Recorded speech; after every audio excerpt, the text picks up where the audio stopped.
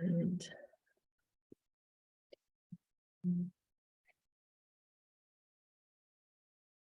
not due date too, but anyway, it changed that autocorrector. And let me share my screen to what we have been doing. So this example that we were working on Monday to just review things. Okay, so we had this whole structure here created by installing Vue and following these steps that we have also on the Slack. So you start by, let me stop the server here. You write this from the Vue.js org. So we had this quick start.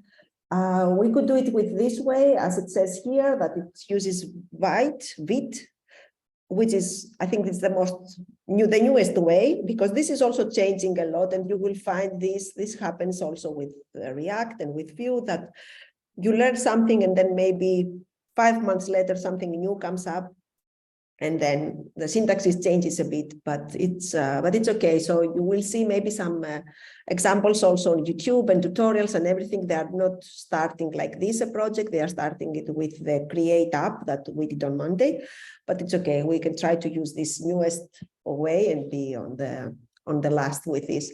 And so if you write this npm init Vue at latest on your terminal, it should create, so it starts by asking your project name and then some options that you can at the beginning just say no to everything. It's for installing additional things, that for simple things we don't need. And then it creates this file structure that we see here. And then in order to, you go into this folder, cd your project name, because the project name is the whole folder. npm install to install all the dependencies that it needs, so that this npm install, remember that it creates this node modules folder with all the additional things needed. And then npm run dev to run the server that will be serving the pages, because in Vue and also in React, so since it has all these programs connected together, this bundle, as we were discussing, so it needs some server. We cannot just double click on the index.html to make it appear on our page. So if we try to do that, so this is the file structure, and now I try to just like double click index.html, and I don't see anything, because I need a server to make these kind of projects work, these full project single page applications. They run with some background server that it's coming together in here in all these files that they are installed. So like this, I cannot see anything. It seems that it's not working. Instead, we need to run this server with npm run dev.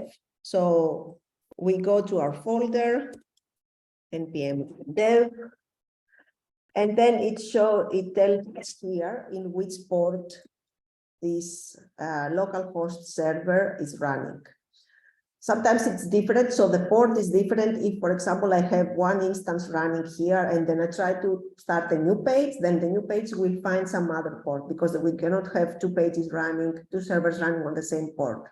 So if this port is occupied by something else, then it will choose another number. So check here to see which port it has been chosen for you by the server. Normally there is some, I think this 5173, probably it's some default one. There are others that are normally common, like the 8080 is common many times, or the 3000 is common. So this port is just like an instance of the server where it starts running. So now if we go to this page, we do see what we have in here. And this server is, you see, it's still active. So this terminal is kind of blocked because the server is always running, so that every time I'm doing some change, so maybe you see here, I have these two buttons, change name, change size. Maybe the change size, I just write like increase size, automatically it shows my changes. So the server is running and it updates here with any change that I'm doing. So it's always running, it takes the changes and it updates it in real time, so I don't have to reload the page to see the changes. Okay, so what did we start reviewing on Monday? We installed this initial very simple version of Vue, like initial files, and we checked a bit how is the structure here. There are many files out here. One that it's a basic one, it's the index.html. So this will be actually what we will be loading here. The index.html is what the web server is loading. Just that if you check inside the index.html, there is not anything of this part in here. We just have a div, this div that has the ID app. This is also common. We can change this name, so it doesn't have to be ID app.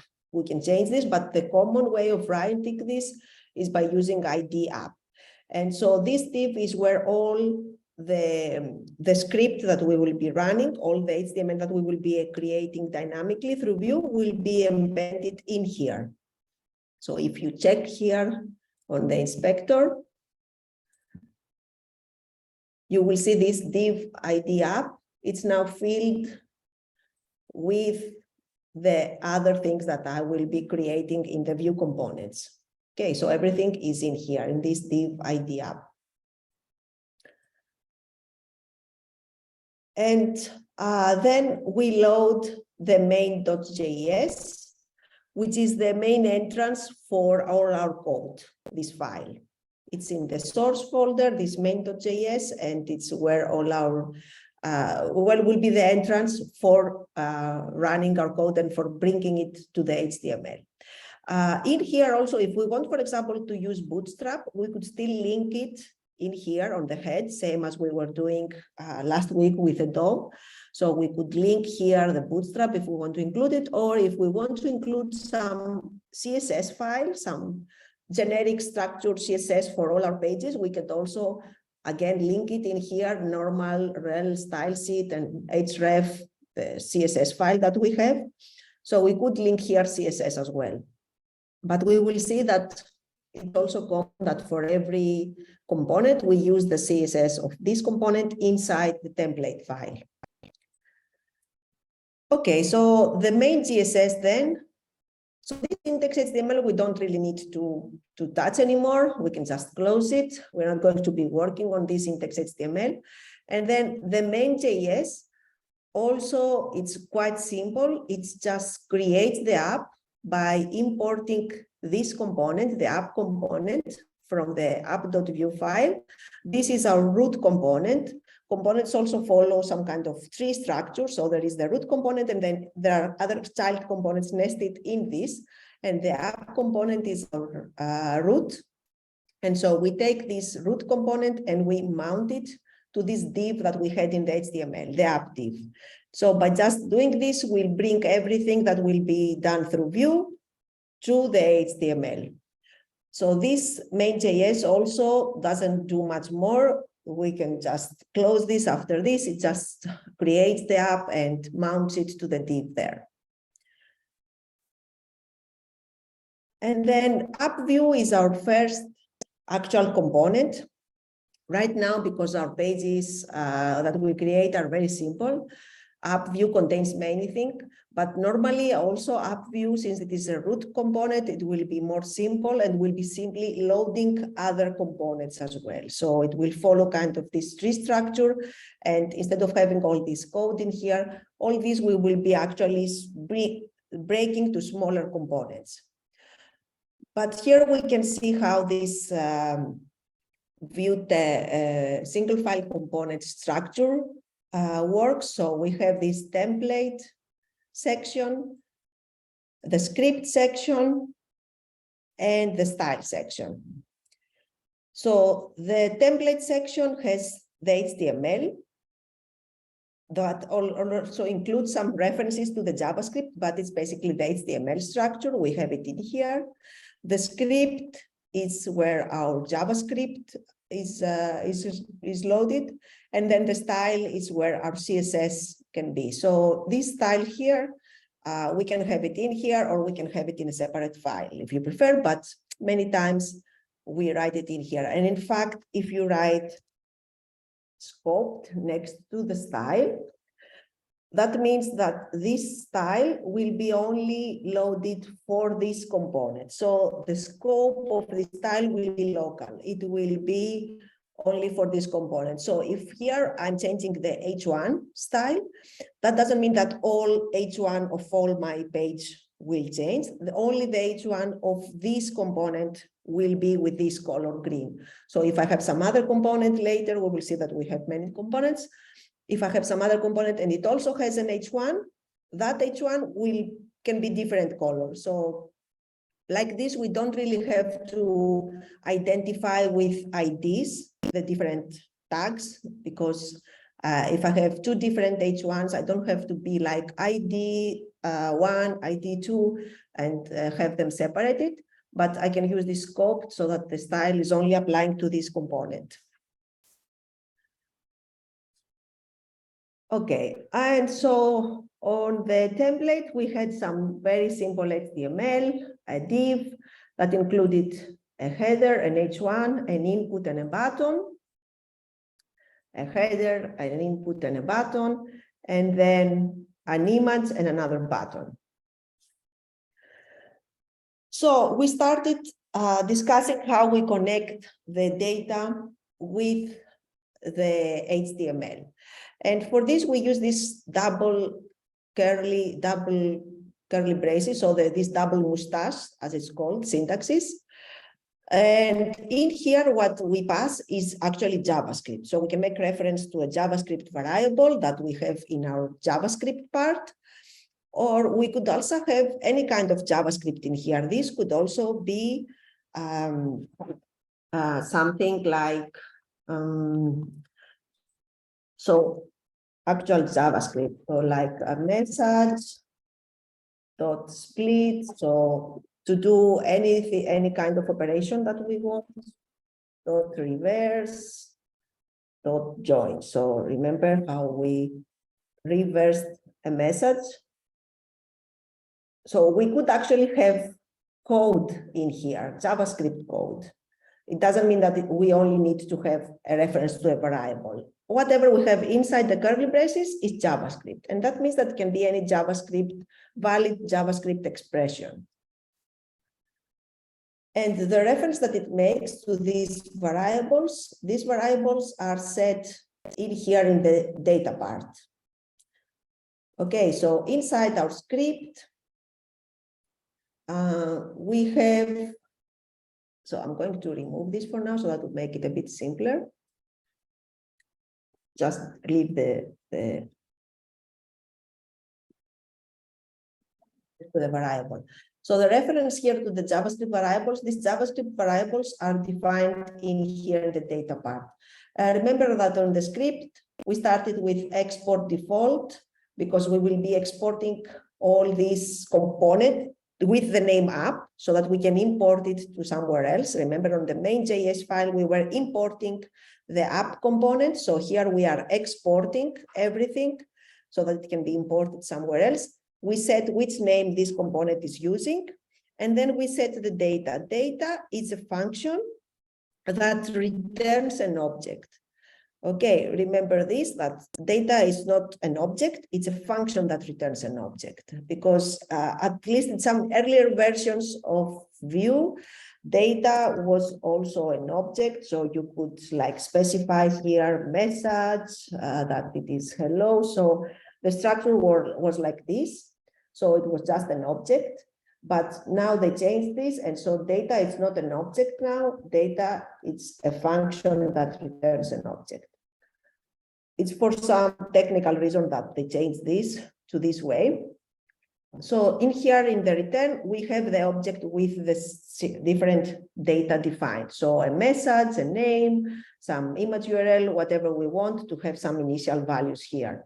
And so this method, this data variable here, I can reference in my code by using this double mustache syntaxes. When I have it, this double mustache, I can use when I have it in between the tags. So like this in the H1 element, or for example, in the button, if instead of increase size, I want this to be some other text that I have here, then in here I can use the double curly braces. But when I want to reference some of these variables inside the attributes, so for example, this image, I want to set the source to this to be this link that I have defined here. So when I want to do this, I cannot use the double mustache in here to reference this. Instead, what I use is the vbind syntaxes.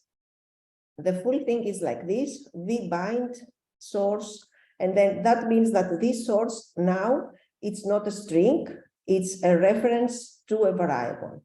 So if I don't vbind this, we'll try to find image URL as if this thing that I'm putting in here is a simple string. And it's a simple string that references the root to the image URL. So imagine that I have my image somewhere else and I had to reference anna.jpg. I would write it like this, right? So, and this would be a string that will lead me to some location. But if I don't want this to be a string, but I actually want it to be a variable referencing some of my data variable here, like the image URL that I have like this, I need to specify that this attribute now don't look for string, look for a JavaScript variable. And I do this by vbinding it to something that I have set down here. And so I can write the vbind, or the shorter way is just to skip vbind so that we don't always write vbind and just leave these double dots. Okay, the same class happens here. I can again vbind the class to something that I said here. So instead of directly setting class equals small, because I may want to dynamically change this somehow, and I want to actually bind it to a parameter, to a variable, instead of directly passing a string here. Again, I can do it like this. So the vbind works for any attribute. And then, so I'm just passing this quickly because we saw most of this on Monday. And then when we want to create an event listener, so we remember that, for example, on a button, on the DOM, we would set that add event listener, click, call some function, a handler function. So instead on Vue, what we do is we have another directive, which is called VON. This is the one it was escaping me the name on Monday. So VON, and we bind it to an event. And instead, the shorthand for this is the add. So you can use it like this. You will see it a lot like this because as always, programmers are lazy and they try to skip repeating as many words as they can. So that's the same as the VON binding. That means that on click or on submit, on double click, on mouse over, or whatever event we want, then call this function, these methods. So we could have on click and call this. And again, this can be shortened like this. And in here, I'm passing some handler, same as we were doing with event listeners. I'll put this a bit smaller here. So this change class, it's actually a method I have defined in here in the method section. So we have this method section, again, inside our script, where we defined all the different methods. And this change class, what it actually does, it's changing the class name. It refers to this data here. It refers using the this in front, same as we were doing with the classes when we were working with classes.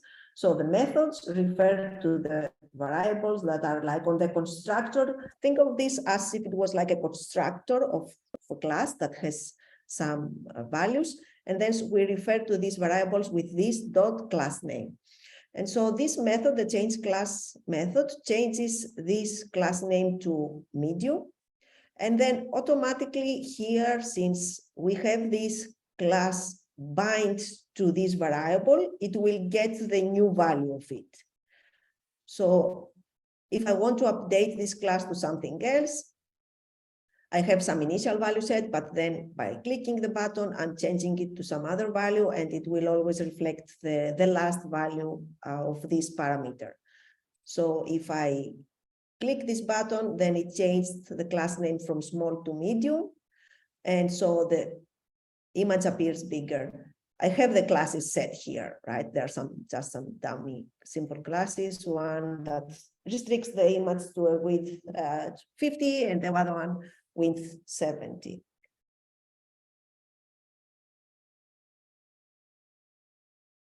So the event listener can call a method, but it could also has in here some JavaScript as well. So it could be that we will see this with a counter. So instead of calling a method, we could do something simple in here. So like increase something, some value of something, plus plus, a counter plus plus, so increase the number of it. We could directly do it in here instead of calling a method.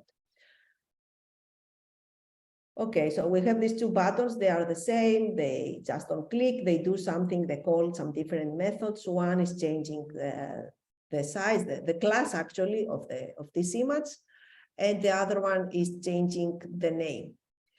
And then the other thing we have seen is how we bind inputs. So this input text, it was taking some value from the user, and we want to store this value to a name, one of the properties that we have here, this, that we have initial set to empty.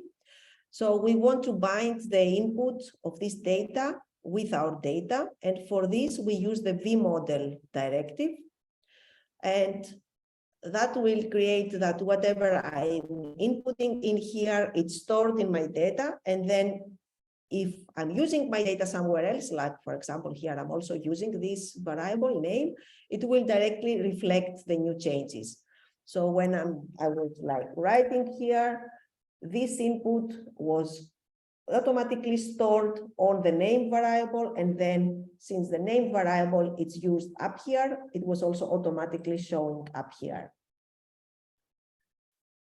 Okay, so if I delete it, whatever I write, it can show up here. So this creates this two-way binding from the input to the output. So input stored, and then what is stored is also output. And that's as far, I think, as we have arrived on Monday. So any questions on these things, if you had some time to review?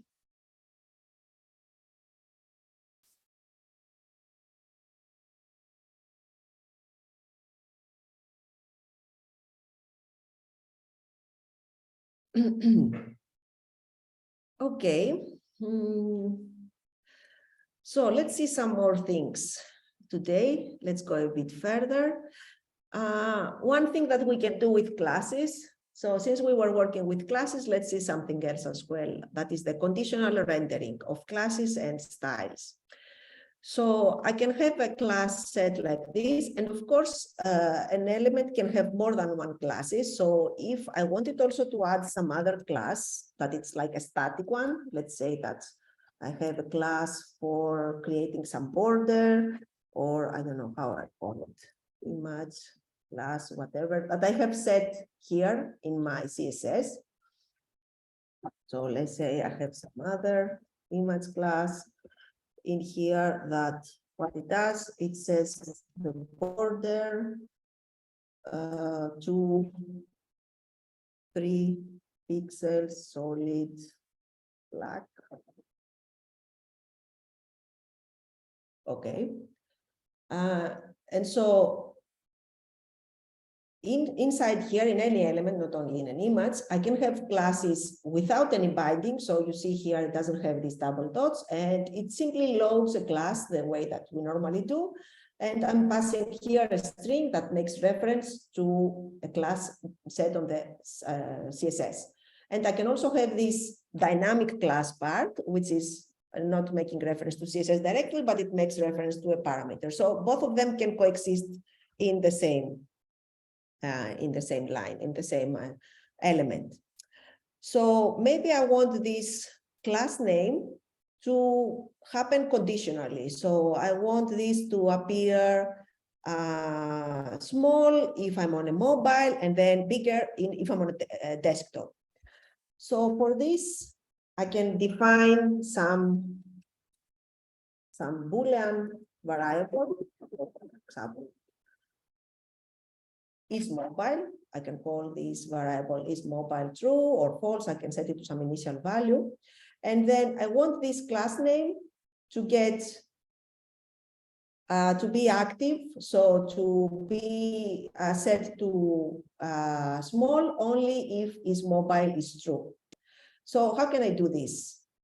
In order to render this thing conditionally, I use these curly braces to put in here something. It passes as an object that it passes different classes. So because I may have more than one, so that's why it's an object. I may have to render conditionally more than one classes. But what I do is that I say that the class name will be only rendering if is mobile is true. Okay, so let me see this.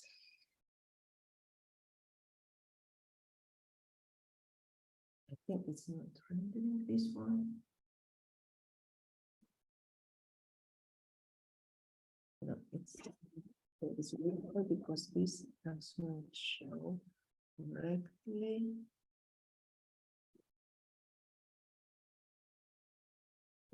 Class name.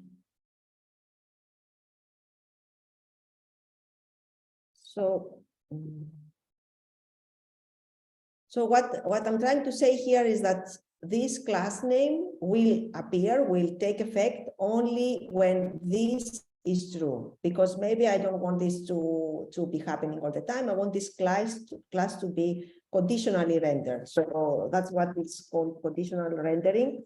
You can check it also here on the official Vue thing. So we have this syntaxes that we have the binding of the class to something and an active. So an active, okay, so this is not, it's the active class. So it's not the parameter, it's the class itself. So it should be small. So the class active will be there only if is active is true. So that it will conditionally render this. Let me check, I think. And you can set some Boolean variable is active to true or to false to make that this appear or no. So that this will happen depending on the truthiness of this data property.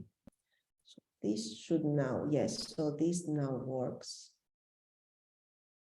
So the small class will appear only if its mobile is true. If I put if its mobile is false, then no class is taking effect. So you see that it's much bigger because the small class is not taking effect. So a class will only take effect conditionally if some other variable is set to true or to false. And so, for example, I can put more than one things in here. So let me remove this. So again, the image class can also take effect, let's say, if not is mobile.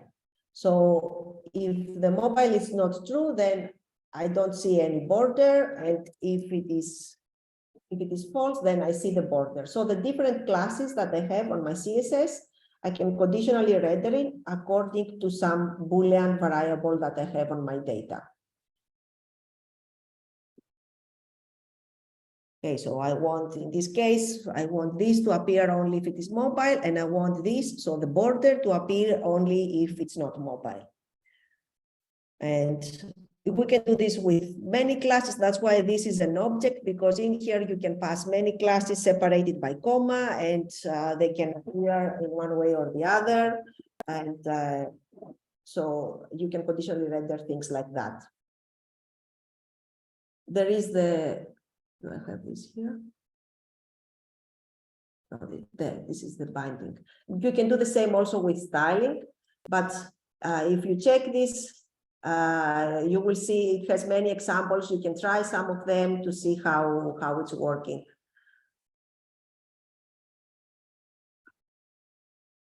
This can be also helpful for one of the activities that we have, for the activity that we have, that it says to make the button appear, let's say, red or not red, or to a different color if the admin view is active or if the user view is active. So if you check the bit activity, one of the first thing it says is to make it like identify if we are on an admin view or with a user view. And this conditional rendering can help you do that, because we can check, we have a Boolean variable already set in the activity that is called isAdmin.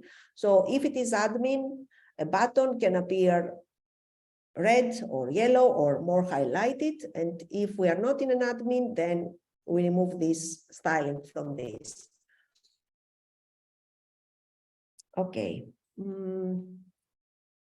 So another thing that we can do, because this is a way of mixing a bit together JavaScript and HTML. So in here we have HTML, but we also have bits of JavaScript. As I was saying before, this could be actually JavaScript. So you could do some things in here and split this, and this would appear like this. So you could do JavaScript in here. And another thing very common with JavaScript, things that we have learned from the very beginning, is a for loop and an if case. So these two things, an if and a for, can also be done in here in the HTML. So let's say I want to create some example div, and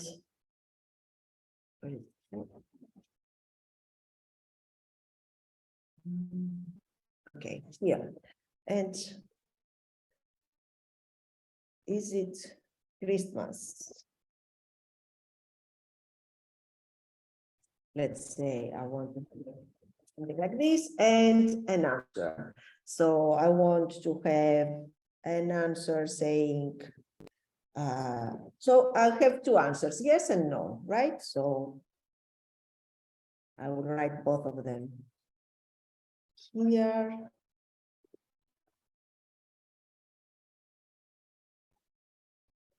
Okay, so I have like this H2, and then I have two H3s. So I want to conditionally also render those like an if-else case. So if it is Christmas, show me this, and if it's not Christmas, show me this. For this, I need again to have some kind of Boolean variable somewhere here. So let's put it's Christmas variable here. That could be true or false. And so depending on this variable, I want to show one part of my page. Can be a tag, but can be a whole div, or can be a button, can be anything. So I want to show some tag conditionally. So I want, if it is Christmas, I want to show this, and if it's not, I want to show this. What I do for this is I use another directive called VIF, and I put this conditional to my is Christmas variable. So you see that at the moment I have done this, since is Christmas is set to false, this already disappeared from here, because it's like I'm saying, show this only if this is true. So if this is true, show me this. And I could actually use a VLs here and have this also linked to this variable, because if not, this would always show.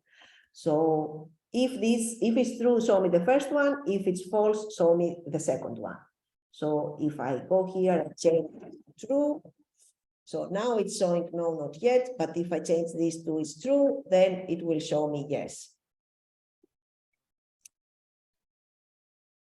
So this is not only working for one tag for an H3, but imagine I want to show or hide a bigger thing, so I can actually put this V on a div.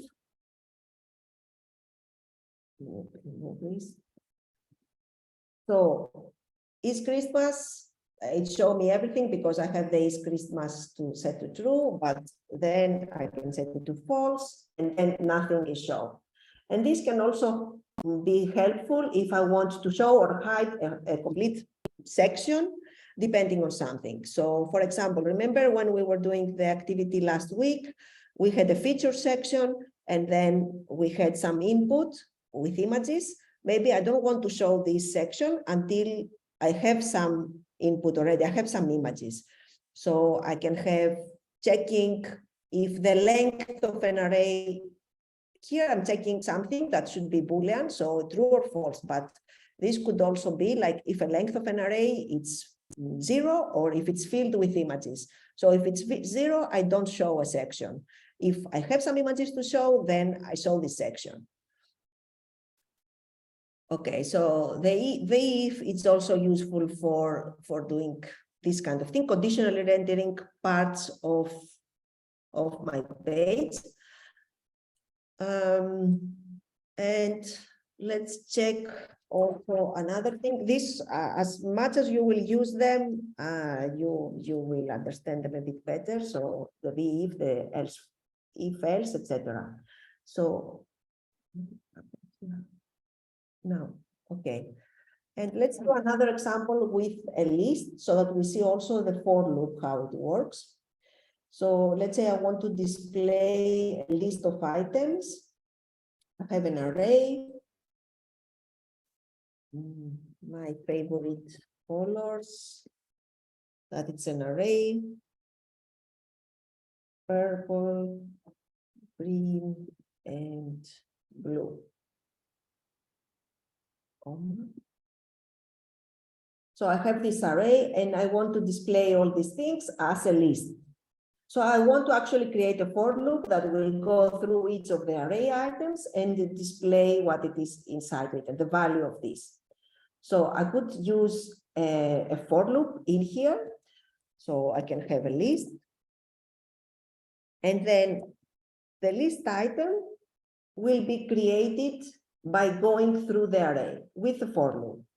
And for this, we use the v-for binding.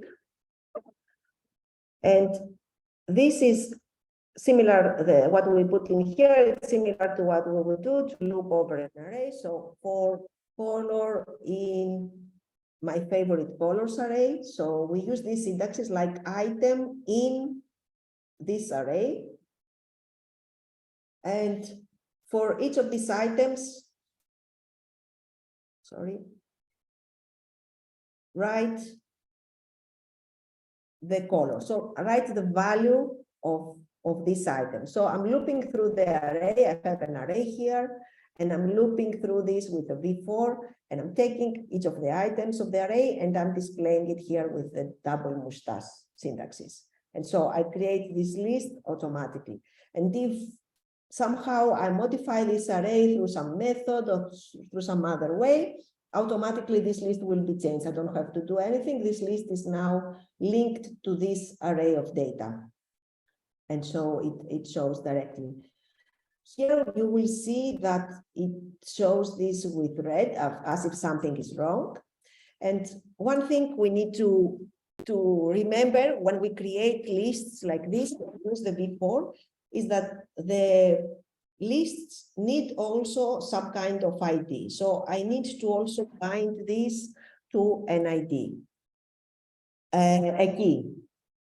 Okay, so a key. Each element should have like its own key to identify the different list element when I go through a for loop and I use something like this.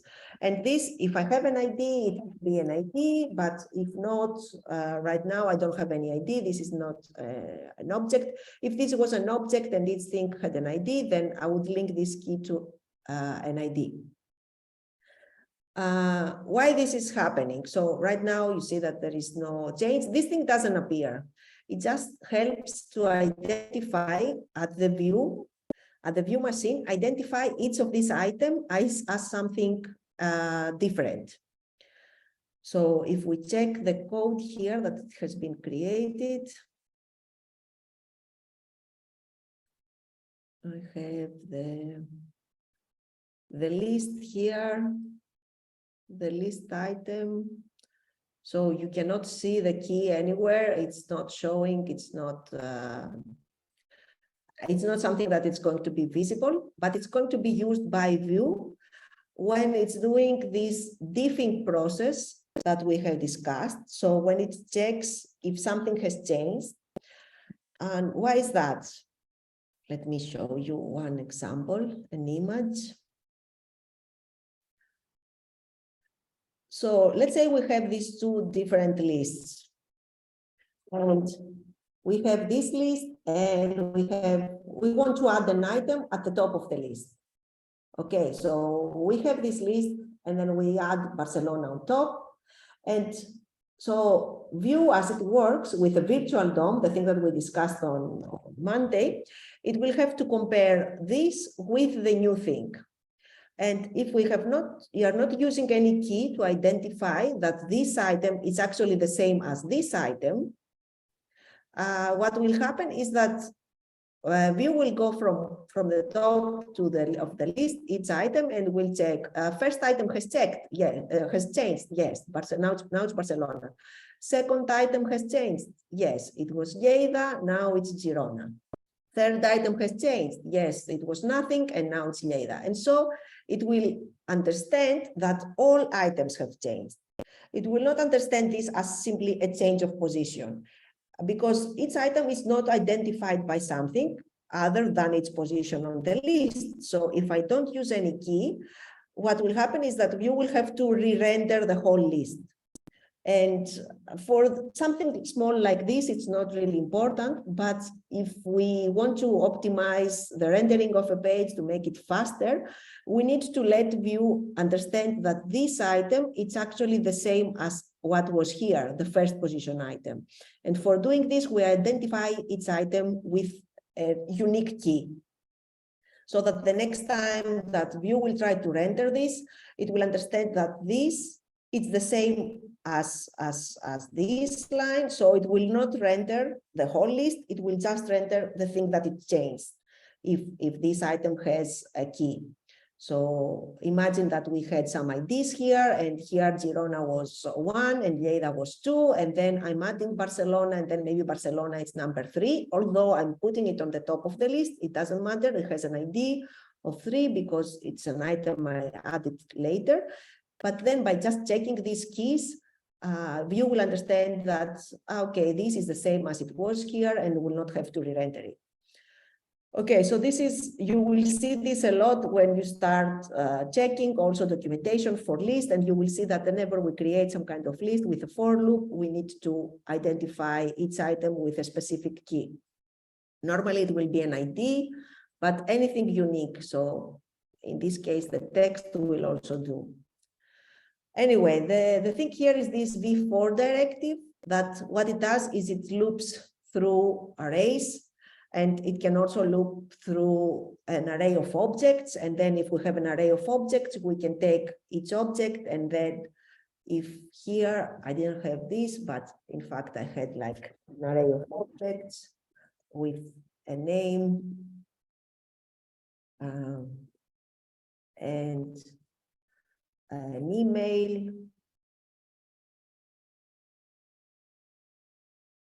and then some other objects. So I had some different, let's say some student, Sophia.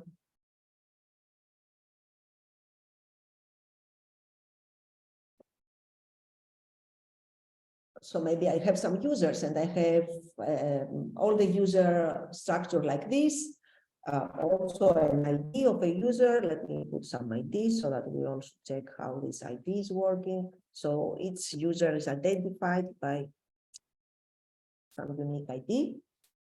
And then if I want to go through them, I will change this instead of my favorite colors to a students array.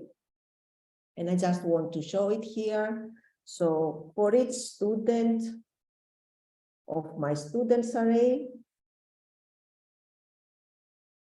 now the key can be the student ID. So this item now, it's an object. It makes reference to one of my objects of my array.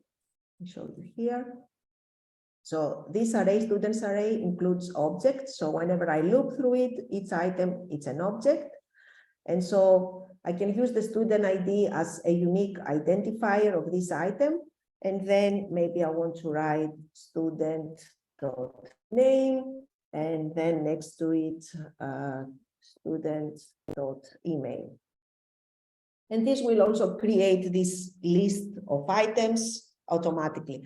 And it doesn't really have to be only list elements. So right now I'm just creating list, but if you want to create divs like this or images like this, so let's say I have this and maybe I have different images in here, URLs for different students. So this person has images.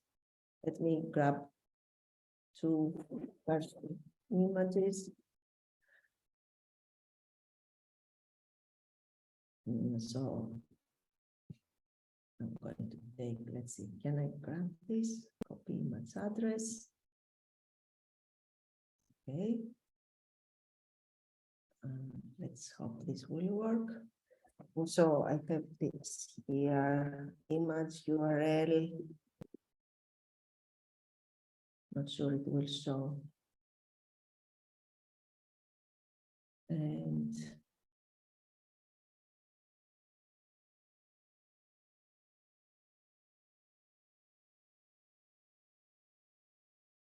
yes, I think this will show.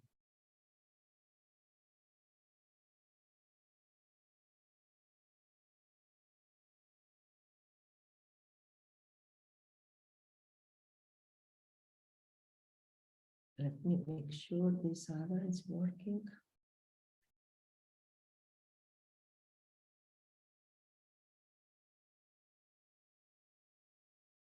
Not sure. Anyway, I'll try it. If one image is not showing, it's just a URL, but it's yes, it's not a valid. This thing is not a valid URL. It will not show. Let me find some other.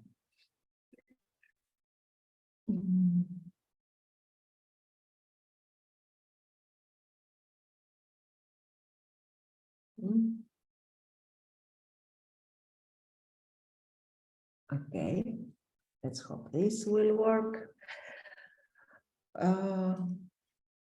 Okay, so we have the different images, and now I want to dynamically look through my object, and instead of doing these list items showing just the name and this, I want to show images.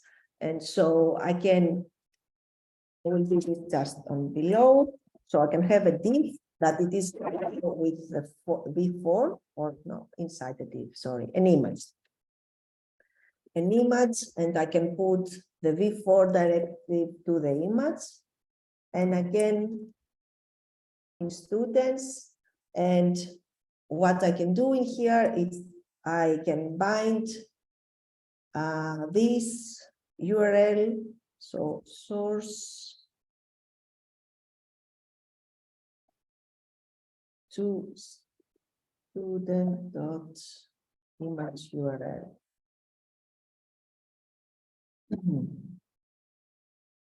And I have the 2 images shown here. Very ugly for a moment because these images have no styling and I don't have any class passing to them. But I just want to show you that you can also do this with other elements. It doesn't have to be a list. It doesn't have to be only text.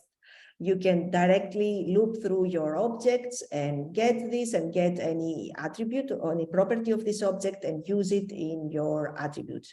And again, here it says that elements in iteration expect to have vbind key directives if you check it, the error. So again, here, even if it's not a list, it would need to have some key so that it identifies when it creates a list of items, even if it is images or whatever. you need to have some identification so that it understands some key and understand that its element it's separate and unique. Again, like this, it shows these images. Okay, questions. I have a question on the key. In Mhm. our first example, we use the key of color. Yes. And then we said that it's more of the ID, but we didn't like unlike the student ones, we didn't set like a ID1, ID2. Mhm. How like I'm not understanding the concept of key right now, like in that situation. So it has to be something unique. And as unique, you could also, if you have an array, you could use, if each item of the array, it's different, so you know that you have not repeating items, you could also use the text in here as a key, because at the end, the key has to be like a unique identifier. So in my arrays, I didn't have any repeating elements, and I could say that, okay, as a key, I will simply use what it is in here. But it's not the correct way to do it, especially because maybe you have repeating names or repeating colors or repeating name of people. So normally we will be using some kind of ID, same as you are doing in databases, that you identify each entry in a database with a unique thing, and you don't suppose that the names of the students are all different. So if in here I didn't have an ID, for example, so I don't really need to do this. I can show you also with the students. So if I didn't have any ID, I could use the name as a unique identifier. So up here, when I'm doing this V4 and as a key, I could also say that the key in this case is the name. So the key can be anything, but it must be unique. So if I'm sure that the names are different, then I can also use this, and it will still work. And at least here I don't get any red underline showing that I have an issue. But if here at the end I have names that are the same, repeating, still it will not understand it, because in here it's not like going through the array to see what is happening, like the text and everything. But this diffing thing that I was telling you, it will not work correctly, because it will find that the items are actually like the same item, because it has the same key. And so then when we try to do some changes, this diffing algorithm will be problematic. But you're not going to see it as an error here. So the directive is to use some unique identifier as a key.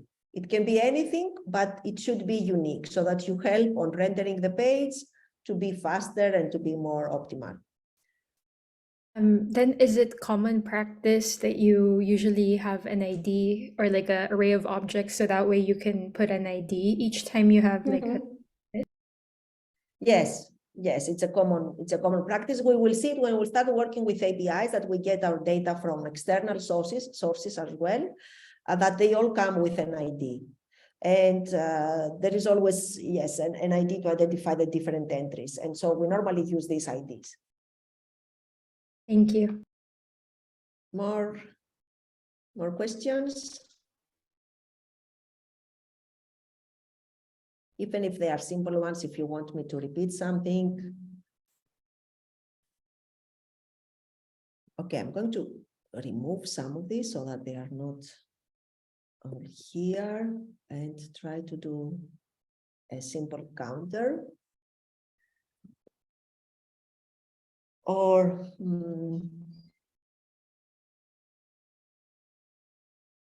okay, so I'll try to do the counter, and then we'll take a break, and then we go from the counter to components. And with components, we will finish for today, at least, I mean, like the new things, and then we will review a bit the activity to situate, to see what we have for the upcoming days.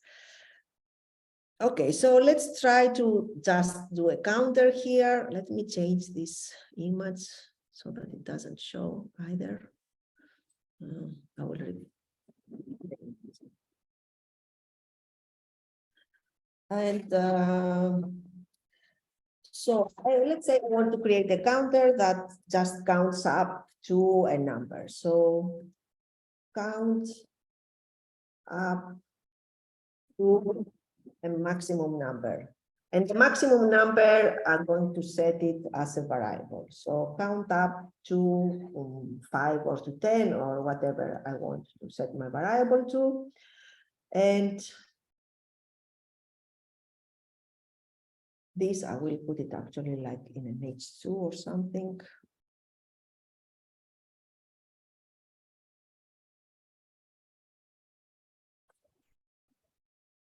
And down here, my counter. So just the number, maybe paragraph with the counter number.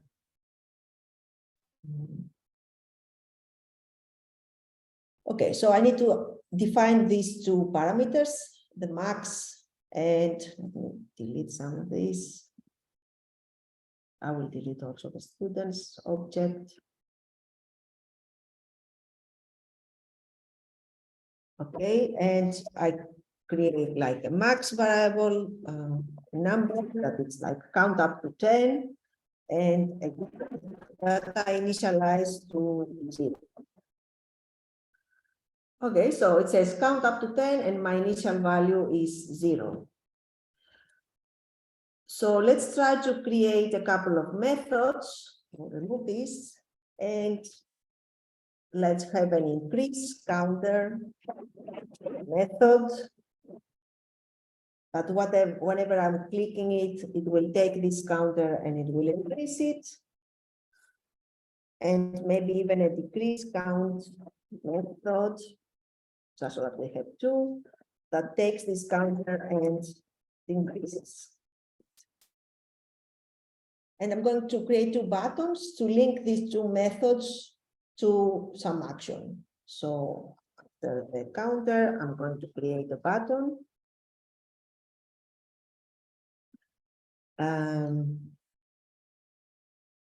A button increase and a button decrease. So I'm going to link the first with this handler, with this method here. So I could write on click or set it to this increase counter. Or I could write it, I will write it here with a shorter form, that is the add click decrease counter. Okay, so let's see if this works. I increase and I see this, but of course I didn't have anywhere checking if I'm up to 10. So I had set here count up to 10, but I don't have any check here. So it will increase more than 10. And the decrease is decreasing my counter and also goes to negative numbers. So the two buttons work, the two methods works, and I see this result here. Okay, so this reflects this variable that I have initialized to 0, and then this variable is modified by my two methods that they are triggered by some button action. So a click increases the counter and another click decreases the counter. So if I want maybe to check, let's say, no, I don't want to increase if this counter, if I have arrived to max. So if this counter is smaller than max, then I will increase it. If not, the button is not going to do anything. So I'm going to check. And let's see, what is the error? Max is not defined. Yeah, it's this dot max. Sorry. This dot max. So here I'm increasing, and when I arrive to 10, even if I continue clicking, nothing is happening. Okay, and so then I can also decrease, and I could also put something here so that I cannot decrease more than 0, so that I don't arrive to negative numbers. So I could also check if this counter is bigger than 0, then I decrease it. If not, no. So I don't arrive anytime to negative numbers. Okay, so I have this counter and I have these two buttons and this is done. So what I was saying, I said sometime before that here we can call a method. So we could call this method, but in here we could actually directly also do something. So say that what this will do is will increase this counter. So let me try this. So instead of calling this method, it will simply, we can have some JavaScript in here, right? In here, it's a JavaScript. It's either calling a method or I could also having directly some JavaScript. In fact, I could have this, but not with a if. If I wanted to do the if, I would need to do it with a kind of a ternary operation. Okay, so I cannot use an if in here. I need to use the ternary way of writing the if-else case if I want to do if in here. So that is, let me remember this counter bigger, smaller than this dot max. This counter else.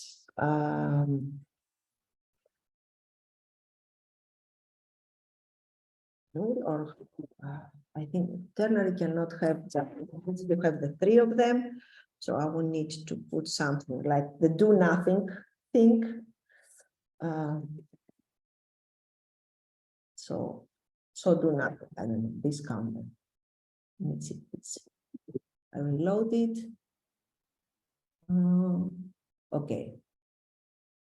So it also works like this. I can pass in here, instead of calling a method, I could also pass some simple instructions directly. You don't have to do it like this. You can always like write a simple method and call it if it's easier, but you could also write something if it's very simple, like just an increase or a decrease or something, you could also write it in here. So I'm going to go back to the method better. Okay, and we have our numbers and we have our buttons. So let me, let's try to do this in a component. So maybe I want all this part, this counter. I want to create a separate component because I want this to be able to reuse it in other places and in other pages. So how would I create a different component? Normally, what we do, we have a folder that is for component. And in here, we put all the smaller components of our page. And so in here, I will create a file, like I will call it counter. Normally, we write also the suggestion is to write all the components with a capital letter, starting with the capital letters, the components that we are creating, a counter. And this component will still have this template script and style.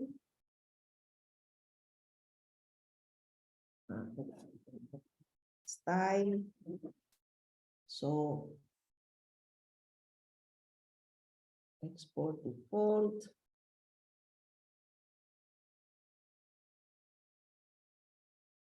So it will still follow the same way. And I can simply take all these things from here, this thing that I had on the tablet on the app view, and pass it to my component I'm creating. So I want to separate this. I want to take this and create a new component. So the template now, this counter will be here. The small part of my page will be in a different file, in a different component. And I would like to include it here. So somehow I'm creating a counter component that I want to call and to include this app view page. but I have it separate in another file. So I will be calling this as if it was an HTML tag, but that I have created myself. So a custom HTML tag. So there are a couple of things now. It's not going to work because we simply copied thing, and this cannot understand what this max is and this counter is. So to start, we need to have this max and this counter defined here. So I will also copy this, and also we have these two on click things happening here. So if I simply want to separate it, I will let me copy this as it is. Just so that I can show you how to import one component from the other. Okay, so this component now it's called not called app, it's called counter. It uses these two data and it has these two methods. Okay, and I can remove actually this from here. And these methods now, they don't need to be here. But I still need to import the counter that I have created. So import counter from components.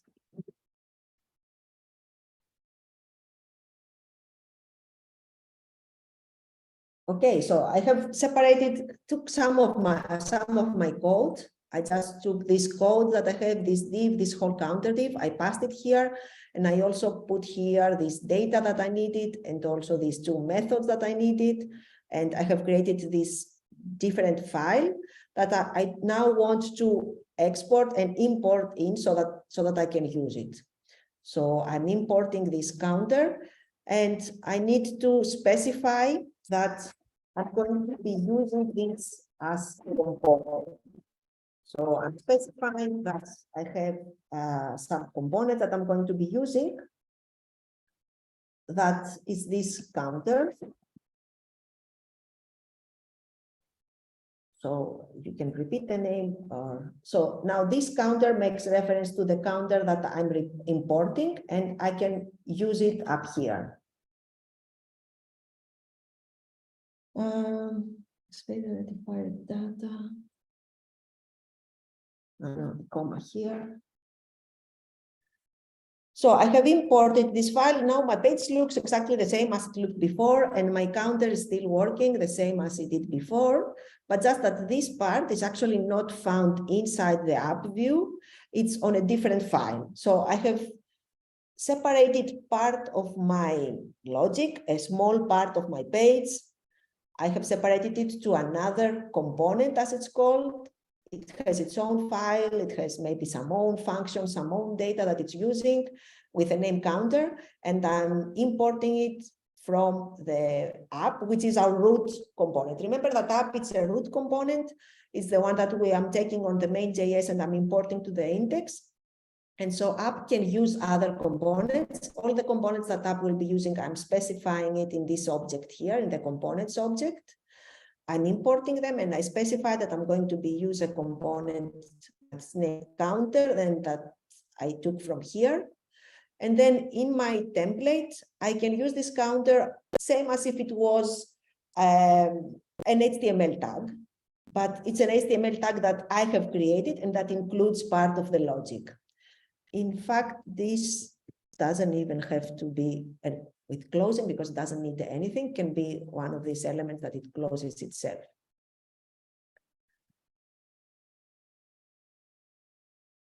And imagine like this, I could separate everything. So even this small header, I could separate and create a different file that is called a header component, and I could import this as well here. So maybe I have some other header component.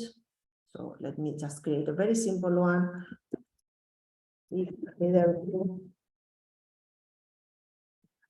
and I'm going to copy this.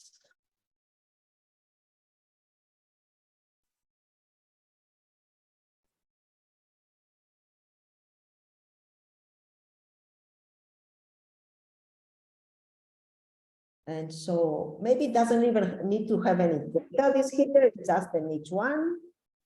and not need any methods either. So I don't need any data, I don't need any methods. It's just a very static, very stupid header component, very silly like this, but I can still import it.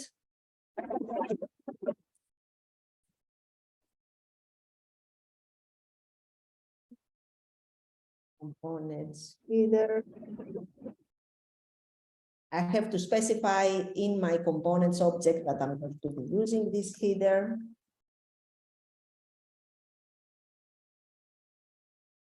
And then I can use it as if it was an HTML tag.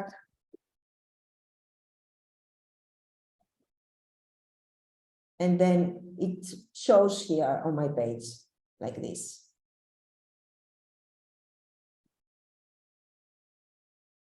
What is the difference between the first one? Is that the one that we're saying we're importing the header, and then the second header is what we want to type into the template to display that? You mean here? Yep. Yes, because you could use a different name. So one is how you import the header, and this name normally makes reference to how this component was named. So this name should be the same as you have used in here. So we export this component with this name, and so we import this name from this component. But then maybe here you would use some other name, my header, and then you could call it my header, and it doesn't matter. So this name is what you said that you're going to use this component, and this makes reference to how you import it. And so this still works like this.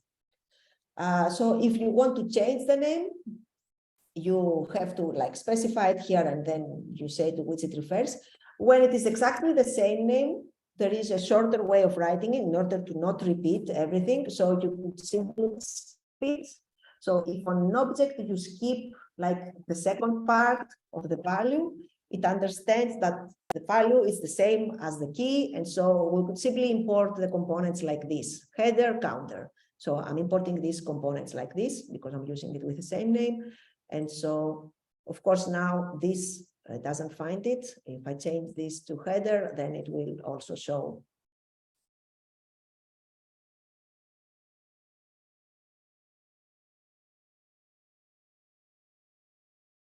More questions on components breaking. This is a very simple component. We will see how we can make them a bit more intelligent, because right now we simply broke our page to different pieces, but we cannot actually see the full thing of the components until we start passing props to them.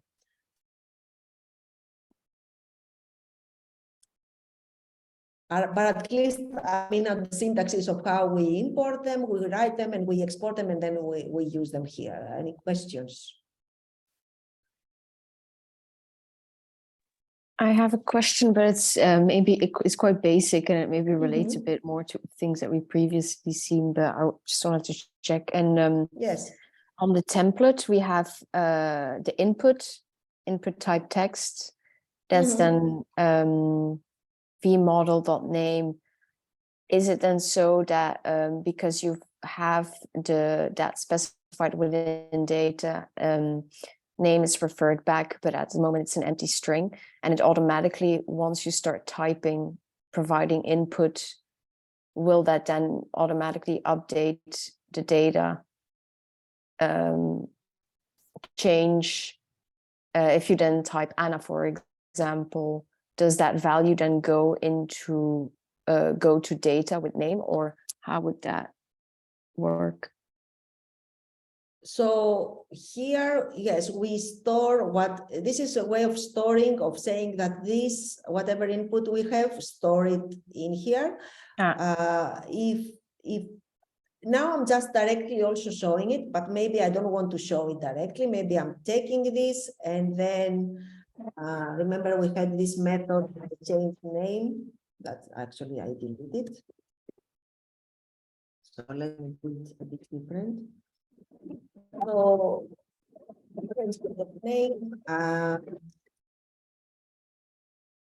with name or something. So at the beginning, let me remove the header. So we don't have two hellos there. And so I have the name that will be storing the input, and then the change the name, it's what I want to show there, that maybe it has some initial name, Anna. Okay, so now I'm just showing here, hello, Anna, on top, and this input stores whatever I write in the name. So even if now I write here Sophia, it will not show anywhere because I'm not showing it directly.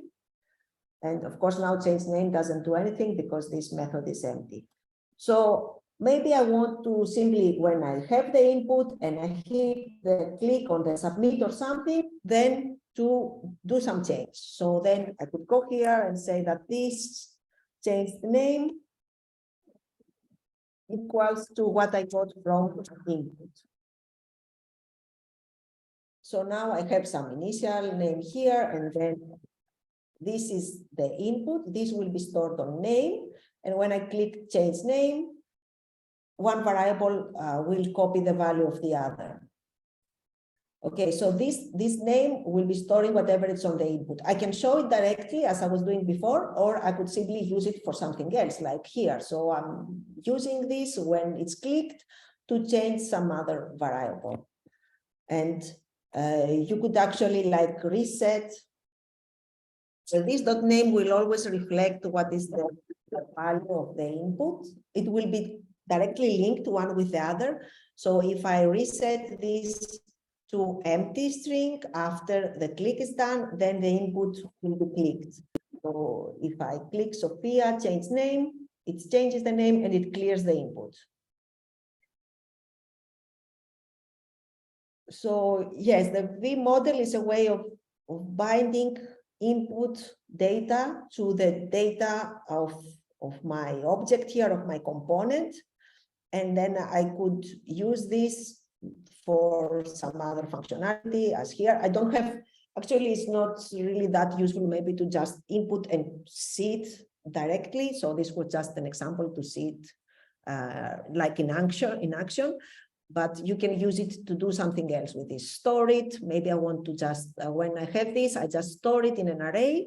So instead, when I have change name, I push this to an array, and then with a V4, I show all the arrays. So I can use it in different ways.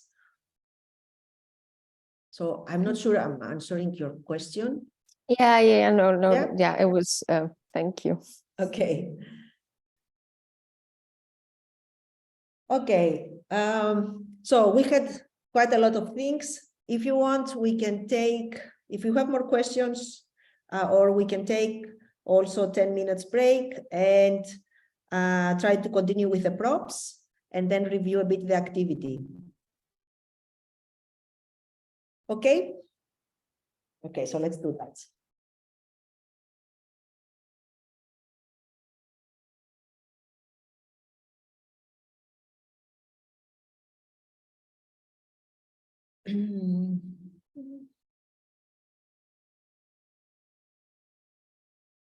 I don't remember what time we left for the break. We said 10 minutes, but I don't remember if the 10 minutes have passed or not.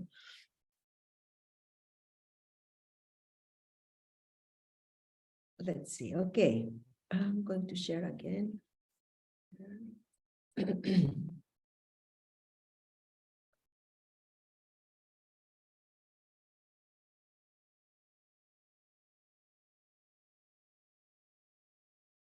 Okay, so the breaking, we were discussing on breaking our page to smaller components, and actually doing this and breaking the page to components, it's useful when we can reuse these components. So here I have created this counter component, and I am passing it and I'm using it as a component, but it's always counting up to 10. Right? Because this max thing, the 10, I have set it inside the counter. Ideally, I don't set it inside this counter. So this should be some kind of variable that I can input to the counter as if it was a function that I'm inputting different variables. And so I can create a counter that counts up to 10, but maybe later in some other part of my page, I want a counter that adds up to 20, etc. So this max thing that I have here on the data, I need to have it as an input. And this kind of inputs, data passing down to components, are called props in components. So instead of setting this max to my data, what I'm doing when I have a component is I'm setting it to a different place in this syntaxes. It's where I set all the props, where I pass down all the props that this component is going to be using. So props are actually like data that are passed from higher level, from parent components. And so in here, I can set the max. And when I set the props, I'm just setting what type this prop is going to be.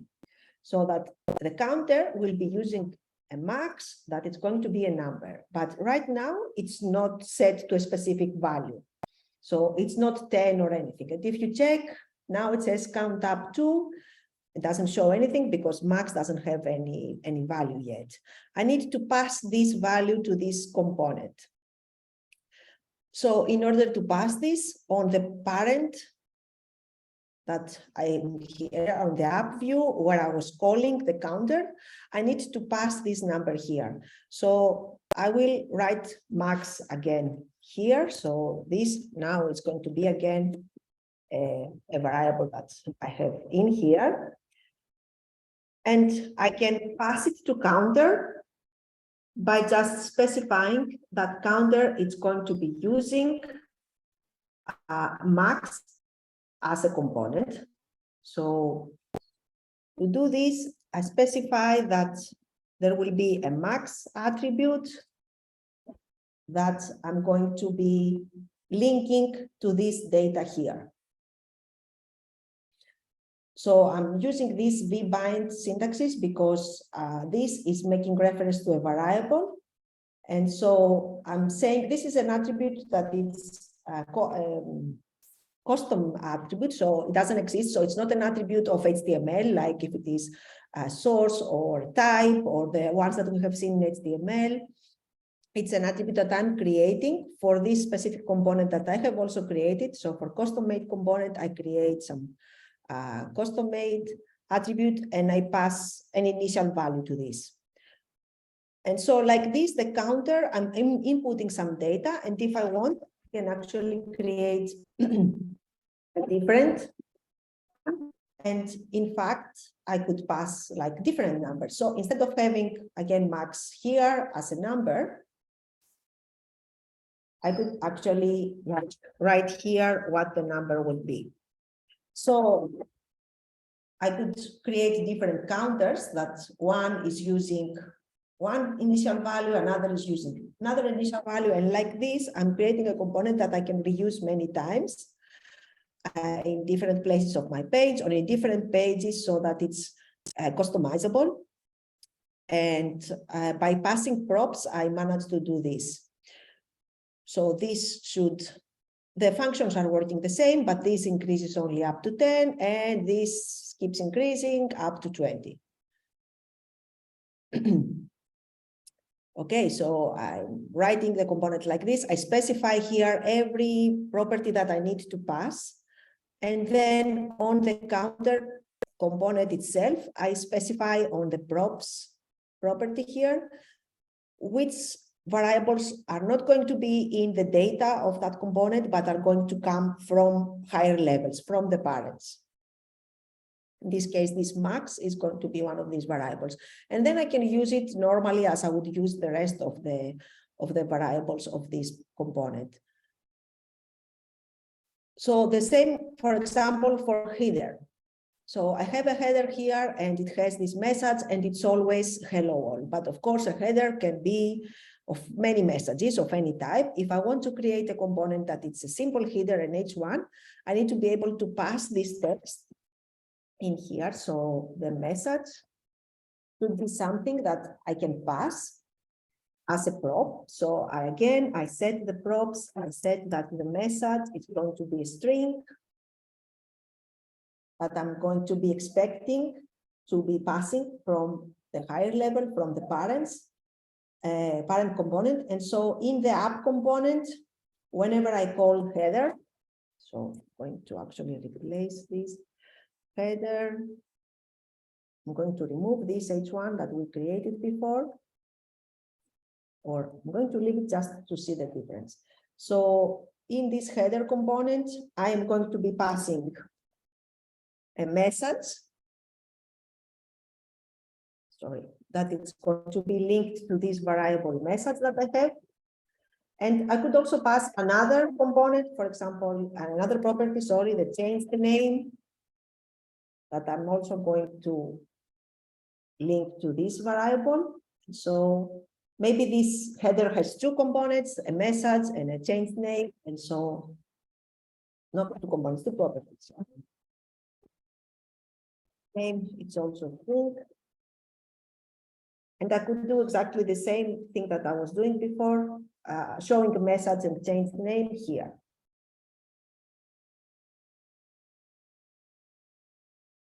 Let me remove this.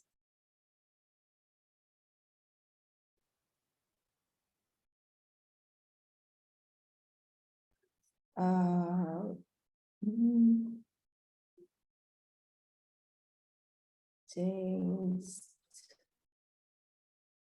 name. So the header has the message.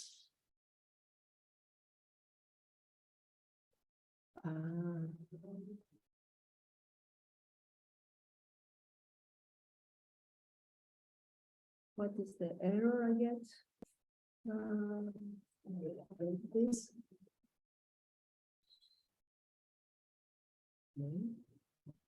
Okay, yes, now it's working. So it gets the message that is the hello and the change name that is the.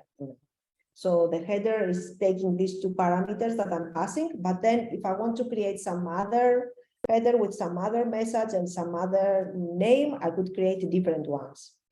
And again, here you can make reference to a variable that we have down here, or you can make reference to some static string. So maybe I'm passing the hello as a word. When you make reference to some static string, you don't really need to use this ... of binding, because now this hello is not a variable, it's a string itself. And so this message is going to be string, and let's say the change name, it's going to be Eduard. And so I just wanted to show hello Eduard, and then I can replicate and create different headers. Now the method could be by Eduard or whatever.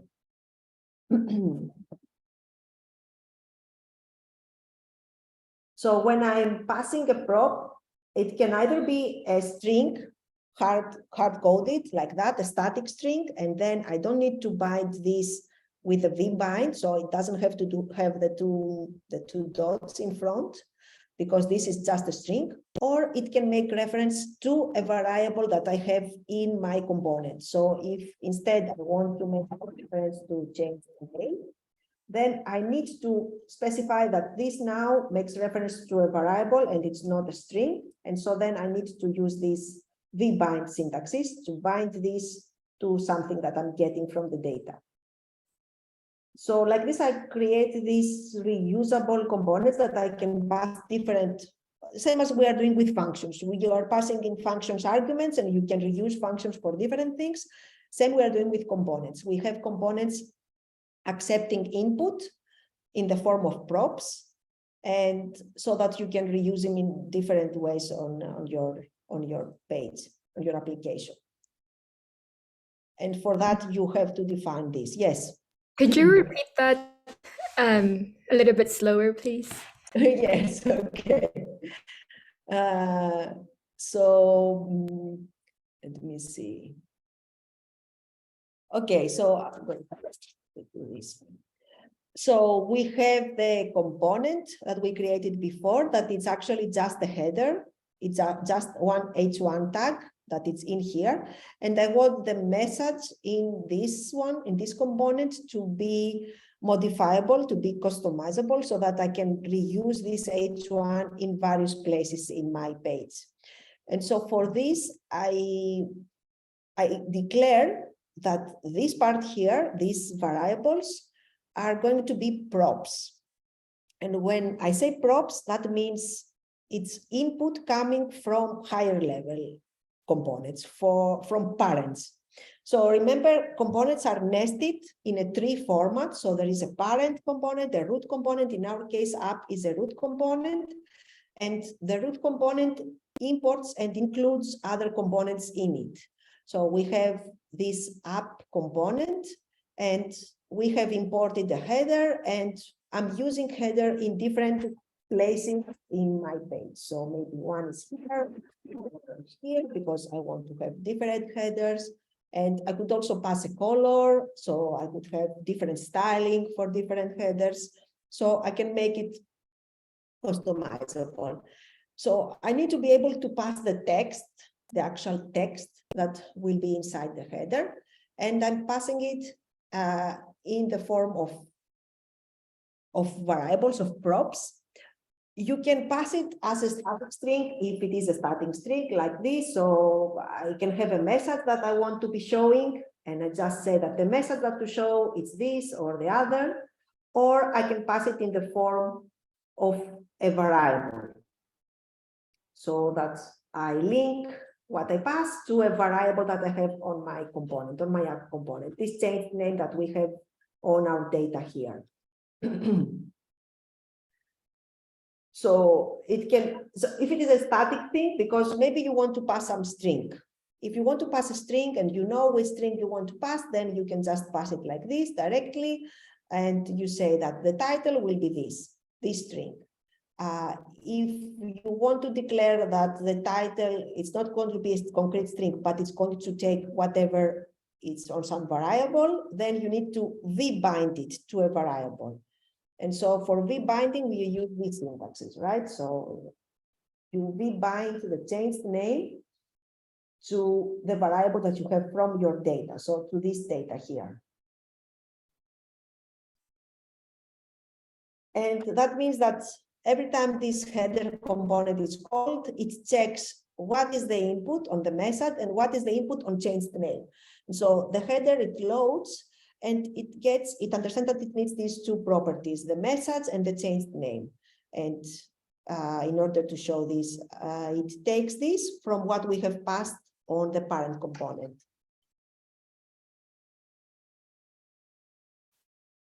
So you could also pass, as I was saying, a different class or a different color because you wanted to customize it and you want to have a header that is red and another one that is blue. And so you can pass whatever you want so that you have like the basic structure. So the components should be as reusable as possible. And so you create the basic structure of this, and then you pass the things that will modify it through props. And props always pass from the parent components to the child components, not the other way around. So a child cannot pass data upwards to a parent. A parent always passes data information to customize a component to the child components that it uses. So see that here we have this, this header here is using this changed name variable. And I'm passing this to this component, but that doesn't mean that it's going to take just the initial value, the ANA. So if this variable changes, so I'm doing this as before, I'm changing the name.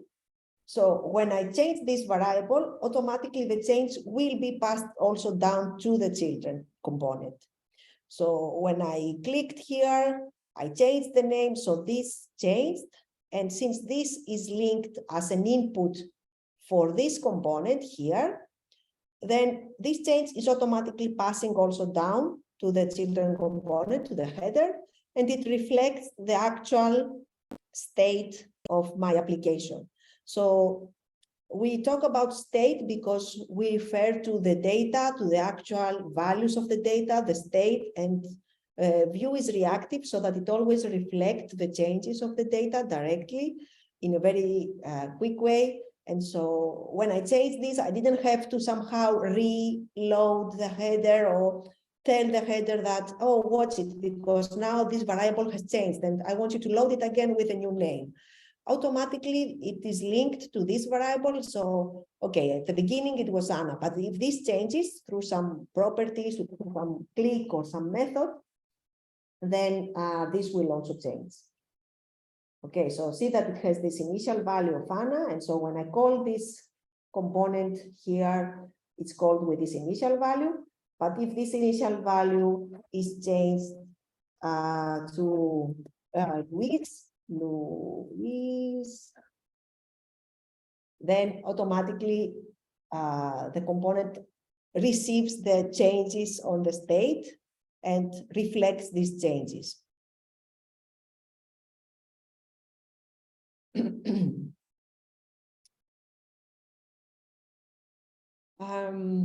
Okay, what else can I show you?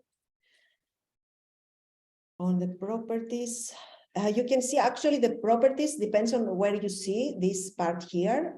It can be also written as an array, because maybe you will watch some tutorial and you will see it in a different syntaxes and you're going to get confused on the syntaxes. So this is the best way, because you also define each property what type you are expecting it to be, if it's going to be a number or an array or something. But you can also see it as an array of elements. So instead, you could also have it as message and change the name. And this would also work. So, so you can have the props. It's an array of the variables that this component will be working with. Just that in here we don't specify what type these props are. So it's better to use this other format instead of an array. It's better to use this format of writing them as an object, with specifying also what type it's going to be.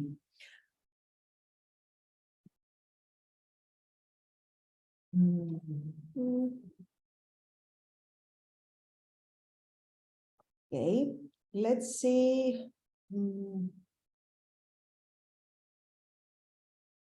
So we had also our counter. We are passing different marks. And so we could also do some conditional classes here, just to remember this. So we could have a class that it's rendering conditionally. So that, let's say that we want to use the text danger class. It's already defined on the bootstrap.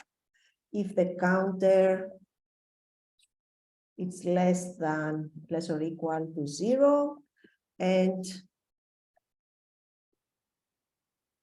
use the text success class. This is also a class that is already defined on bootstrap. If the counter is bigger than 0, just to remind you again, the conditional rendering. So in this case, on the counter that I have, you see now it's red because it's 0, and so it goes into this class renders, and the text danger class is rendering. And so because our counter is bigger than 0, remember before I was just using a Boolean, so I was using something like is 0 or is positive or is negative, and then I was setting this to the data. But you could also have like a Boolean expression in here. So if the counter is smaller or equal to 0, then this will render. So it's the conditional rendering that we did before, just that instead of having one variable that I set down here to is positive, and I set it to true. So I could do it like this, and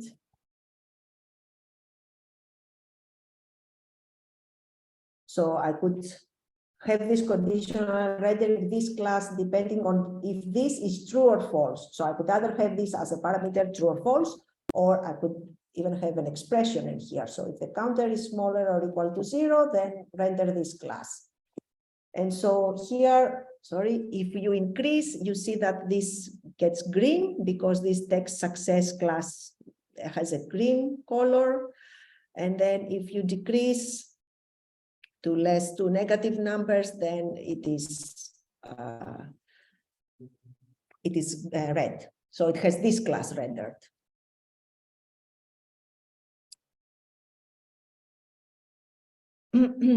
Okay. Let's see the activity. Maybe we will have some more questions when we get to the activity. Or if you have some question, we close this. In fact, I will stop this server. And we'll start. This is the activity as you have downloaded it before, and if you have installed the modules. And so I need to run it. In order to run it, remember it is npm run VueDec. And this one loads in this port. And so right now I have this for this activity. Let's review a bit these files.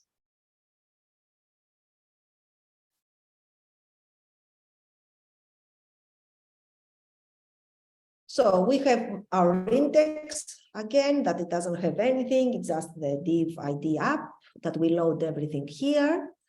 We have our main.js file that it's also very simple. It just loads this root component and it mounts it to the ID app. And then we have the app view, which is our root component. It has some normal HTML tags like an H1, a button, and then it has these tags that you can see that they are not these standard HTML tags. These are custom made components. So this here, we are actually have them imported from the components. So we have two files, an admin view and a user view, and we are importing these components. And we are importing them. We are specifying in the component section that I'm importing these. I'm going to use them with these names, and then I'm using it in here. So you will see one of the things that may be a bit confusing is that here it is with no dash. So it is camel case, and here is kebab case, I think it's called.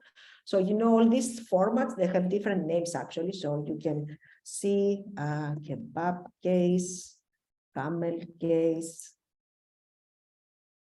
case styles. So there are ways of calling these different formats. Different formats of writing things. So the camel case is when the first one is small, and then you have like the next words being capitalized. Pascal case is when all words are capitalized, the first letter. Snake case is with this underscore. And kebab case is when you have this dash in the middle. I don't know, how's this called? So yes, this is just, they have names for this. So you will see that here, although we import them with this name, we actually use them with this. This is, you don't have to use it like this. You can always use the same name if you want, just to get started. But this is also, you will find it's common. It's because in HTML, HTML doesn't understand the difference between capitals and small letters. So I could actually write H1 with a capital H, and it will still work for HTML. So HTML tags, they don't understand small and capital letters, all it's the same. And so for this, we, instead of using this format many times with separating with a capital letter, we use it, you can import it like this. It doesn't matter if here it's different, it's like automatically done with Vue. So you get it like this and it transforms it to a kebab case. But if this is going to be more of a headache, then you can directly use it with this name that you imported, and that's all. So anyway, we have these two components, the admin and the user component. that we import from these files. And see here that we have this VIF directive. So that means that this component will load only if isAdmin is true, which is at the beginning. So we have set it to true at the beginning, else the user component will load. Okay, if we didn't have this VElse and VIF, both of the components will show here. So if I remove from here the VElse, you will actually see here it says user view because this component only has a title that says user view, but user view. So this is my component. So, user component.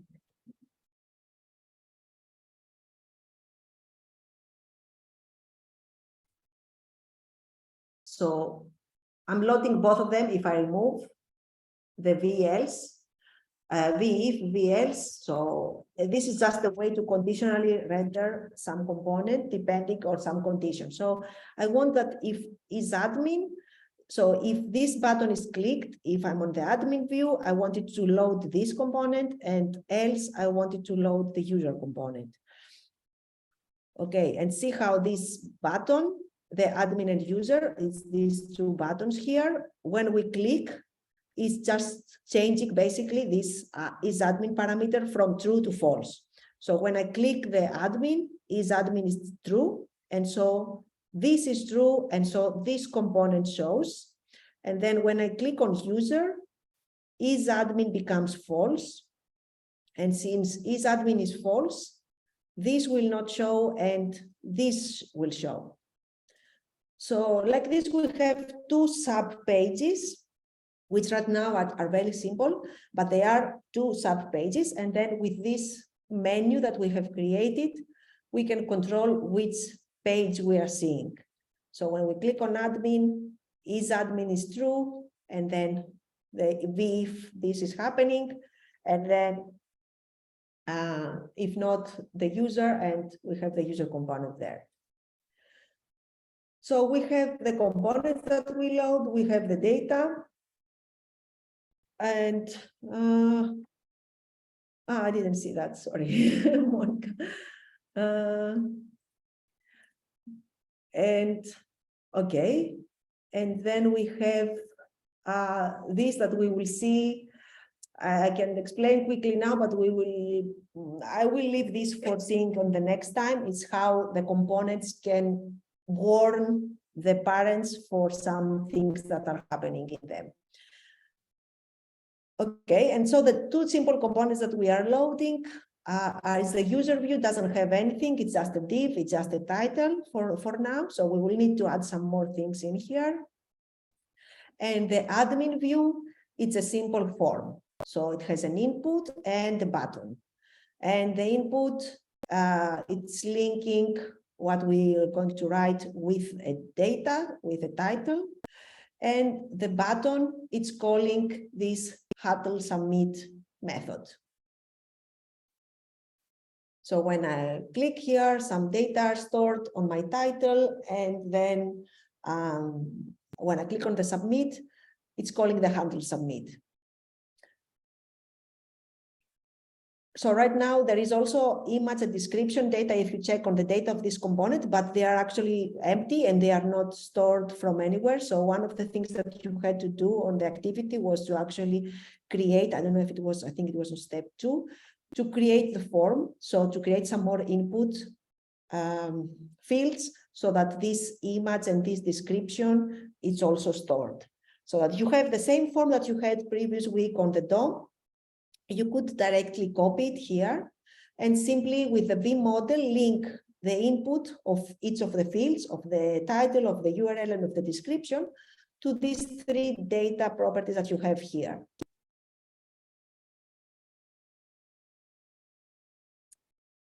So I think the README, the first part was to just check what is being doing with the button. So it says that clicking on admin should show the admin view and clicking on user should show the user view. This is already done for you. And your job is to understand how it is done, how components are connected. So just to check how they are loading the components, and with a VIF, VLs, how we show one thing or the other. And you could add some styling.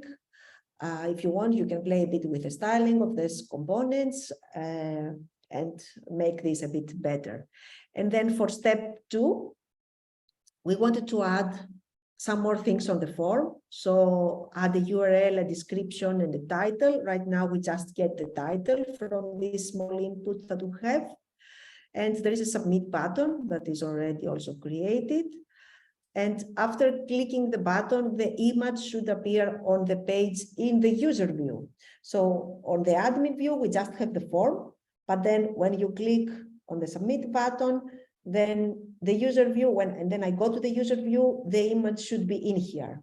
So your grid should be in another page and the form should be in another page. Okay, and then we will see later for the third one. So for this, one more thing that will be needed is how to see how the children advise the parents. So a child component says to a parent that something has happened. So we see now that on the admin view, we will be writing some things, we will have some data, we will be storing a title, an image, and a description, but then we need to pass this information to some other component. So we need to pass this to the user component, because the user component is where we are going to be showing the images. So it's this data that we have here on the admin needs to be passed upwards on the tree to the app view, so that then the app view will pass it down to the user component. This is something common with the data. We don't have to get into that now, because I think we have seen enough things for today. And we already have like 2 more classes for Vue after Christmas. But so just so that you have an idea, if you start checking some things on your own also, and resources and other tutorials. So what happens is that, as we said, we can pass data from the parent to the children, but then sometimes inside the child component, something is happening. There is some data that you need to send upwards, and data cannot be sent upwards. The flow of the data is always downwards from children to parents. And so what we do normally is that we have the data stored on the most top level. So it's called lifting the state up. So the data is done on the most top level on the parent, it's stored there. And so they are passed as props to the children. Then the children can modify those props somehow and warn the parent that some modification has happened. So the process is a bit more complex when we are discussing how we pass data from one to the other. It's not as direct, but you will get used to this. This is also very common with React. And we will see how it's basically with this emit that you see here. This emit, it's how a children component like admin, it's how it sends information to the parent that something has happened. So in the emit, it says that take this data and do something with this, because this data has been created to the child. And there is not an easy way to send data upwards, same as we're doing with props, that we send data from a parent to a child. A child cannot like send data directly. It has to send the data through some kind of event to the parent. But let's see, let's start with, if you want to start with this activity, let's at least try to like create this other form. If you want, maybe you can try play a bit with the styling, with some classes, and create this full form so that it also gets the URL and the description, and see if some things come up while you try to do that.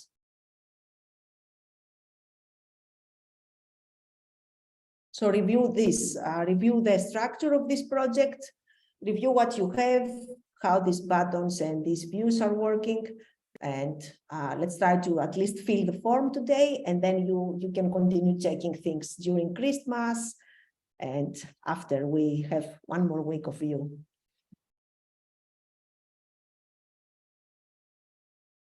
Questions?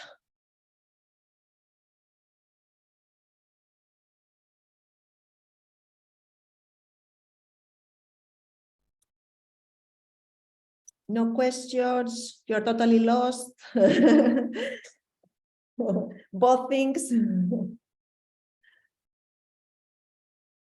Let's play with the code a bit, because I think it's easier when you start trying to do the examples and see what is happening on your own, just instead of like listening to me and watching my screen. I have a quick question, but it's a bit more practical that I noticed when opening the exercise earlier this week. When you have the VueDec running, how do you then switch to Git? So you need another terminal. Yeah, for if So you mean, yes, I think so. I think also Jacqueline asked me this the other day. So this terminal is kind of blocked because the Vite is running here all the time. And if you need another terminal, you could either like open a normal terminal, like a normal terminal on your desktop and work here. Or if you still want to work in the VS Code, you with this plus sign, you create another instance of a terminal running. And so in here, you could work with the Git. And if you go back to Node, is where the Node server is running. So the backend server is running. I see. And you could, okay. yeah, you could actually create more, as many as you need, because at some point we will be also using databases, and then maybe we want to open another terminal and the database will be running there. So you can create different instances like this. Okay, thank you. More practical or non-practical? I'm going to open the breakout rooms anyway, in case someone wants to get in there.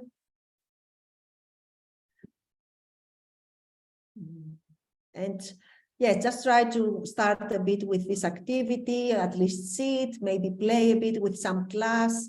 You can try to do the first thing that we was also on the activity is to how to see if I'm an admin on a user view. So you could try some conditional classes to these buttons so that when isAdmin is true, so the same as here, we're checking isAdmin, if it's true that we show one component or the other. You can also check if isAdmin is true and show one class or the other. So here on the bottom, you could add some conditional classes as we have seen today and show if isAdmin is true, maybe this button is bigger or red or green or whatever, so that we understand in which view we are every time. And then try to fill this form with the field with any inputs missing.